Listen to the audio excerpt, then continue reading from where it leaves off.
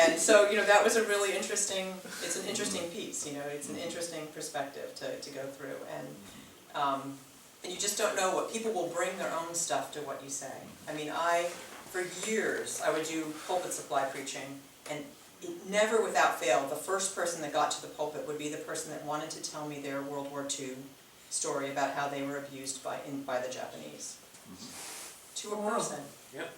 It happened time after time after time. So, was I preaching about that? No. Was that my message? No. But the fact that I was, there as a multiracial person with Japanese heritage, did that come to mind? That's all they were thinking about the whole time they were listening to me preach, So, it's just something to think about. It's like, whoever you are, people will project their stuff on there, and it has nothing to do with how good a preacher you are or how much authority you have. That is something that you have to come to know within yourself. So, that would be the other thing. But there's something in that, Leslie, about the persistence, whatever it is, the faith that you have, the commitment you have, the persistence that then leads you to continue on this path, despite all of this. Despite all of this. I just think that's tapping that in whatever way we can, is so important. Well, and I think each of the people in this room has some reason why there's something that they really are called to say. Yeah. And it's knowing what that thing is. And there are, and I'm sure you've talked about this before, but people who say we only have really one sermon and we preach it over and over and over again. And I think in a way that's a good thing, because we know what it is that we're so passionate about that we're willing to get up there and do it, whether it's a hospitable place or a not hospitable place, or whether it's easy or not easy, or whether it's convenient or not convenient, or yeah. I didn't read. Do you have a practice of an internal spiritual practice of thanking yourself for what you've just done, so you're less vulnerable to not hearing the kind of feedback you wished you could hear after you just poured yourself out or done the best job? Yes, How do you- I do. And I actually have an adaptation of the Metta Sutra, the Buddhist Metta Sutra, that I've taken that, to me, takes some of the key teachings of the Unitarian and Universalist ancestry, and which goes, may I know that I am good, may I know that I am loved, may I know that I'm part of the hope for the world. And that is my daily practice, and then I do it in the form of the Metta Sutra, so you extend it out to those that are close to you, those that you're indifferent to, and those That's whole wonderful. world. I like that phrasing. Say it again. Say it again, yes. Yes, may I know that I am good, may I know that I am loved, may I know that I am part of the hope for this world. Or sometimes it's one and precious world, right? So I will often use that. And if I'm going to preach on a really hard topic, actually, that's one of the opening, leaving that room for escape meditations that I'll use. I'll use that as the meditation, because it allows me to, bring everybody into the room with me and be in relationship with them. So that is part of my morning routine every morning, and that helps a lot, because you have to, as you've written so well about, you have to have those practices that sustain us. So it's very important. And you may wish that you weren't so dependent on, That's or right. feel dependent on people liking it.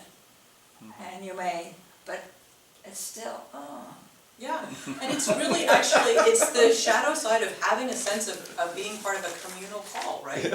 So you're part of a communal call, you're bringing a communal message, and the community isn't going with you. So how do you relate to that? And I think that's so often, the case that we're in. That's so often the position that we're in, is that to not, it's a deep paradox that we have to walk through. Is how do we answer that call when sometimes it doesn't feel visibly as if the community is with us? And if we look at sort of shifts over time, we know that the community does walk with us. It just takes some people longer to catch up, and it's hard to be on that wave sometimes.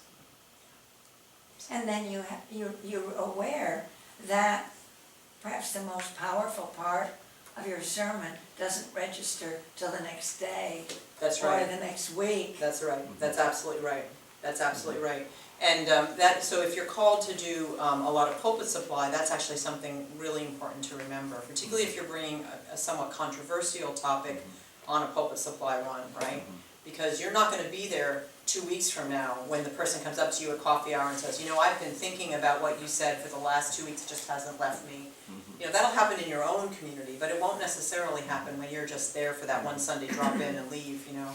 And I did a lot of that for a while, so, you know, that's a really good point. That's a very, very important point, because that's where you have to carry your own piece. And I also think, again, with humility, but there are times when people will come up and say really ignorant things to you after a sermon, and you have to